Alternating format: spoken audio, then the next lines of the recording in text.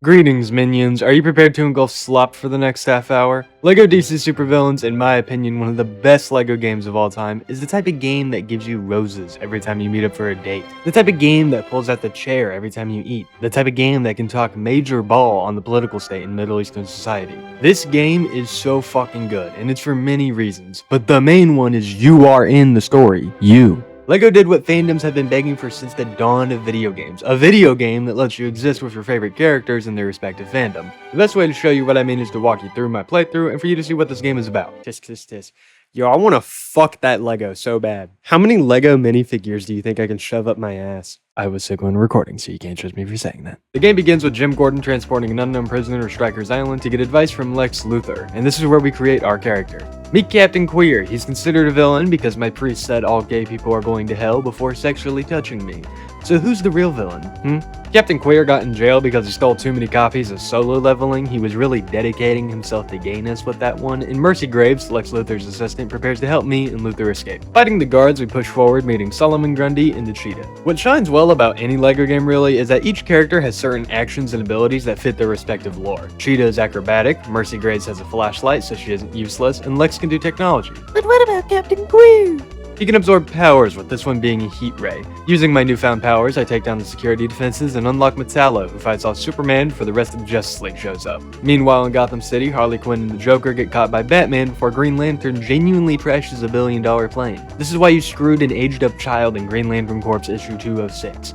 You suck, Hal Jordan. Eat shit. Joker refers to his girlfriend as kiddo, yet somehow this is even near one of the worst things she's ever done, before Harley uses his henchmen as trampolines to help in the escape from the League, yet still leaving said henchmen behind to be sent to Arkham Asylum. I believe there's a saying for something like that, but I can't lie, I respect Joker and Harley's grind. I would definitely abuse my employees as well. I mean, in a way, you guys watching make me money, so in another way, you guys are kinda like my employees. What I'm trying to get at is, if you ever approach me in real life, I'm gonna make Chapel Roan look like a saint for the way she treats her fans. Just kidding, I love you guys. Harley and Joker escape on a helicopter before the Justice Syndicate shows up and murks the entire Justice League. You think maybe the fastest man alive might have reacted to the grenade, but no. Harley got the whole thing on camera from a vantage point while picking Lex Luthor up before dropping her phone and arriving at the funhouse. Naturally drive around picking up Clayface, Riddler, fuck that guy, and Scarecrow by enacting biowarfare against the GCPD. Imagine being a normal patrol officer then getting hit with the worst airborne weapon since mustard gas. Gotham is genuine misery. Anyways, you might be wondering why we're assembling a team to break into the GCPD, as if their lives weren't already horrible. I mean, look at Riddler, defacing the Commissioner's portrait. What a villain. Like, imagine seeing this in your DMs after a critical failure of law enforcement. It didn't take long for us to break into the evidence room, which was the goal of the heist, and for Batgirl and Nightwing to show up, who get knocked over by Catwoman and Two-Face. The gang was soon off with the loot driving down Gotham's streets. It also didn't take long for Harley to eject herself out of the truck with no parachute. She's dead. Nevertheless, we go flying into the Iceberg Lounge as chaos erupts all around with each villain gunning for their respective loot. Fighting Nightwing went great. Watch this move. You don't see that in your average LEGO video, do ya? As you can see, Riddler leaps with an incredible vertical to dodge Nightwing before turning around and beating him. Riddler puts Nightwing in a cage as Batgirl attacks Scarecrow from his plane. Yes, Scarecrow has a plane, don't ask me why. A duck cannon is used to shoot Scarecrow down. Penguin is notorious for murdering all of his quote-unquote friends. Batgirl starts to fight us, which went horribly. Good news though, Batgirl killed a cat, which shows that she's the real villain, and actually we are the good guys, because good guys don't kill cow. Call it even? Batgirl gets clipped, and Owlman lets Catwoman get away in pursuit of the bag. Rookie mistake. Captain Queer pulls up to the Legion of Doom, where a discussion is held about the Justice Syndicate behaving like bad guys, and Reverse Flash suggests traveling to their world to find out more by using the Cosmic Treadmill in Star Labs. We set off, heading through Slaughter Swamp, into Gotham City, in a station wagon which is somehow gayer than Captain Queer, then committing armed robbery the microsecond I arrive in Metropolis. That place is way too nice. It needs some Section 8 behavior. Inside Star Labs, the Cosmic Treadmill is trash, meaning we'd have to repair it, and after fighting holograms of the Flash, the Reverse Flash heads to Earth 3. Killer Frost and Mirror Master show up with stolen goods as Kid Flash, Beast Boy, and Raven show up to take us down. First up was Beast Boy, who kept pissing on me. R. Kelly ain't got nothing on him, before BB eventually got saved by Raven, who was protecting him from being attacked. When I said BB, I should clarify, I was abbreviating Beast Boy, not Israeli Prime Minister Benjamin Netanyahu. Sorry, AIPAC hasn't started funding me. Yet. Absorbing more energy, Captain Queer can now change size, and using these abilities, we break Raven's focus and finish off Beast Boy. I will additionally clarify, I use finish off in the grammatical sentence structure as in the fight, not sexually pleasure. Killer Frost throws off the rest of the Titans as Reverse Slash pulled up, informing us that the Justice Syndicate is actually the Crime Syndicate before they show up, whooping our asses. So Captain Queer and Killer Frost escape, unfortunately with the evidence being left behind. With the help of Deadshot and Captain Boomerang, we track Harley down, and she was the only one with viable evidence on the Syndicate's true nature, which took us to the Botanical Gardens, where Boomerang does the utter dumbest bullshittery I've seen since LeBron getting no rebounds in 2010 against the Timberwolves. The fucking Timberwolves. But yeah, now we are fighting Poison Ivy. Deadshot opens fire on the giant plant. Matthew Mercer, the voice actor for Leon Kennedy, voices Deadshot, so I kept waiting for a pun, I can't lie. Anyways, I absorb powers again, I'm really strong. Hey Jam, I'm getting bored. Fine, let me add Subway Surfers gameplay. We defeat Ivy before Harley gets kidnapped by the Crime Syndicate and immediately rescued by us mid-interrogation as we try to expose the Syndicate, but unfortunately the footage had been altered playing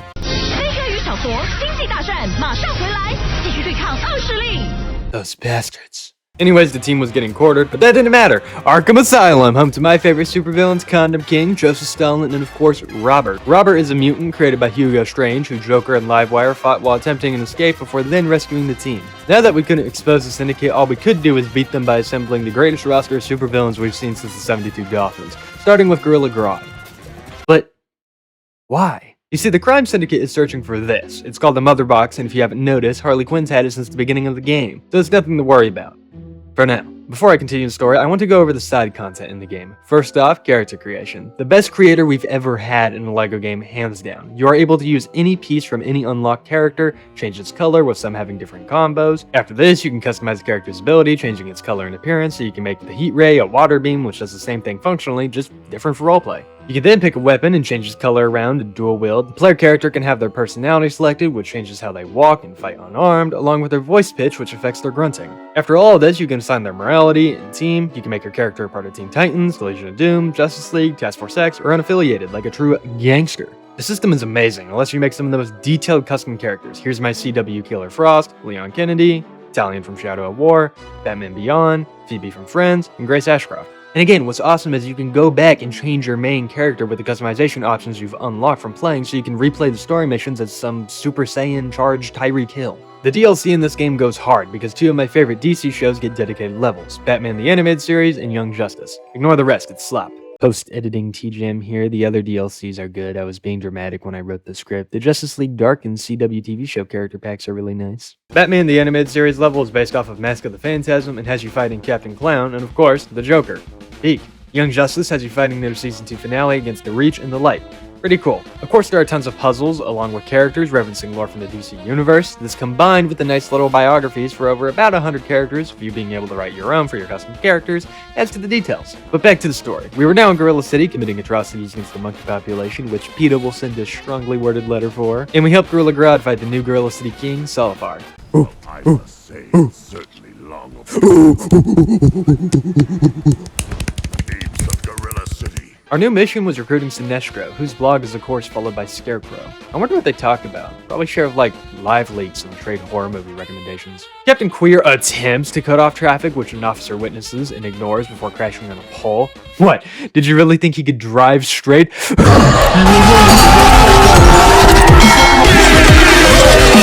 At a hangar owned by the JLA in Smallville, we clip the Atom, then use a Zeta Tube to the Watchtower. We steal their plane's space shuttle thing and fly to Oa, where mid-level a bug happens. See that spider? That's an ingredient for fear toxin, which was needed to progress.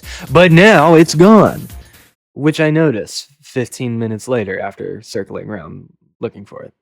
Very depressing. I even deleted Watch Dogs 2 to clip the past 15 minutes to backtrack. Sorry, Marcus. The only important thing that really happened was Captain Queer getting the gay shock, as I call it. Holy shit, it's lean. Hey Sinestro, how much does it cost to go into furry inflation hentai? This dude Power Ring, instead of fighting us, released all the prisoners, intergalactic criminals, mind you, just to get his ass whooped by a Live Leaks edgelord. We also recruit Black Adam. I would cover the level more, but it's literally just the museum. The giant octopus genuinely kidnaps the entire team, leaving only Poison Ivy, Black Manta, and King Shark to save us. I thought there was going to be a super cool duel between two kings of the sea, but no, Sea King's a fraud and hides on the octopus. So it turns out Sea Life really doesn't do well against projectiles launching out of a heated device. You know what else doesn't do well against a projectile from a heated device? Kurt Cobain. Fraud! Returning the Hall of Doom to Swatter Swamp, it was time for our revenge against the Syndicate. Lex complimented Captain Queer, which is strange because we all know he's homophobic. He made pink kryptonite to slander Superman's reputation. Guess what, Lex? It's 2026. No one cares if you're gay. Get with the times. Oh, and Harley caught on as well. Look at that suspicion. Ta-da! The final suit for our confrontation. It's ugly, I know. And yes, that's a dildo. Lex betrayed us, surprising, who could have guessed, and we face Grid. If you don't know Grid lore, basically Brainiac infected Cyborg with a virus because Brainiac couldn't stand seeing a black man thrive in the same cybernetic beauty as Brainiac. I am, of course, joking. This is Injustice lore, not mainstream, but it sounds much more intriguing than Cyborg accidentally making a virus or trying to catalog information. The smart guy makes a robot who goes rogue trope has been used way too much in comics and media. I'd say hot take, but it's low-key cold because I already know you agree. The fight consisted of him getting slapped by a dildo and hacking into his circuitry to rewire him, turning into a catboy furry chatbot for your incel's local pleasure. Whoa.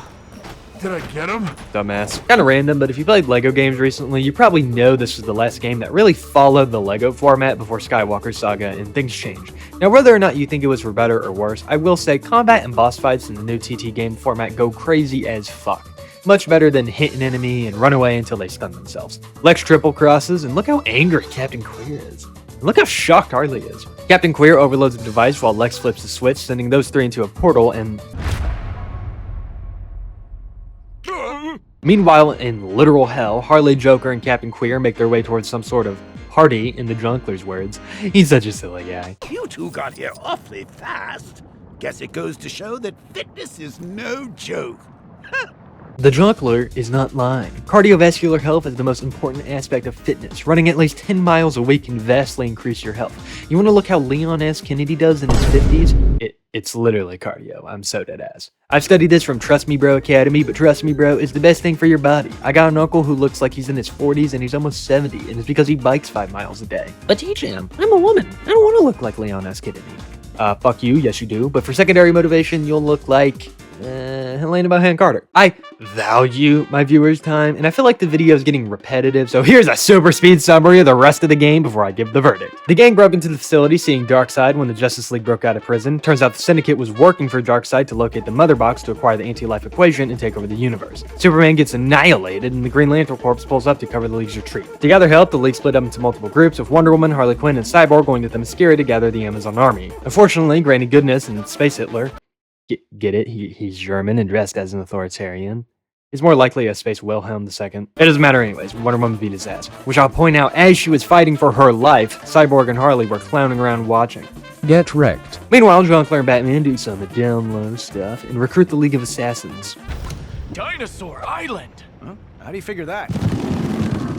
Fuck you, Hal Jordan. We fight a giant dinosaur, rescue Superman, get told by Batman to assemble all the villains for an assault on the Syndicate to take them down, and do so, with Flash baiting Johnny Quick to run after him, allowing the Reverse Flash to outwit the Doppelganger and film him admitting to being a fraud as the rest of the League pull up to take down the rest of the Syndicate. Most nothing burger level in the game, you fight one Syndicate member. To send the Syndicate back to Earth 3, the Cosmic Treadmill needed a power source, which Captain Queer supplied, siphoning the Mother Box energy into him. On the way to Wayne Tower to analyze this Mother Box energy, Steppenwolf attacks with a legion of parademons. You'd think the combined forces of every hero and villain could at least hold back one dude, but no. Everyone assembled to assault Darkseid's fortress, save Captain Queer, and save the universe. As the anti-life equation was being harvested from Captain Queer, the squad attacks Darkseid. Is that a kryptonite gun?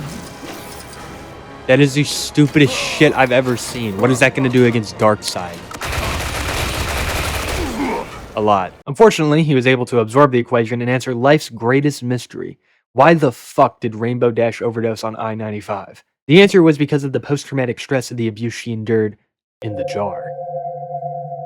Look up Rainbow Dash Shard to learn more. Yeah, he's big now. Darkseid gets wombo comboed before turning into a head, it's kinda odd, and losing. Fraud. You see Captain Queer is from Earth 3, and when he absorbed the anti-life equation, it corrupted it, as each equation varies per universe, which is why we're even able to defeat Darkseid. Oh, and Captain Queer made them all temporarily good guys before Lex attempted to murk everyone, but instead we get this fiery-ass group shot because Captain Queer saved everyone. At this point, I get the final choice of the game. Because I saved the universe, I can join the Justice League and fight evil, or stay with the supervillains. But holy shit, I want to fuck Lego Batgirl. Never switch up on your day ones. You ride or die with those you came with. Also, villains can go 60 over in a school zone, just like me. Now for the verdict. Shout out to the team that made this game. You perfected the Lego format. I mean this in the most polite way possible, as I love Skywalker Saga, and I already know I'm gonna love Legacy of the Dark Knight, but these games just aren't TT Lego games. They're a new evolved form, and there's nothing wrong with that, but for nostalgia's sake, if TT ever wanted to make an OG Lego game, DC Supervillains is the blueprint. The puzzles are slick, the references are crazy, the voice acting is literally all A-listers, I'm pretty sure, the story is extremely crisp, including the fact that you are in it. I was kind of shocked it took TT so long to implement a game where you are the main character, seeing as Lego games are games about minifigures doing cool shit, and Lego minifigures are made to mix and match to make customs. This game feels like decades of practice artistry was finally mastered to just make the most enjoyable experience possible for the player. And I feel like the game is a very respectful send-off to the OG Lego gamers as TT transitioned to the new modern format Lego games are taking. And there was totally never a game released in 2019 that ruins the send-off that will not be named because it never happened.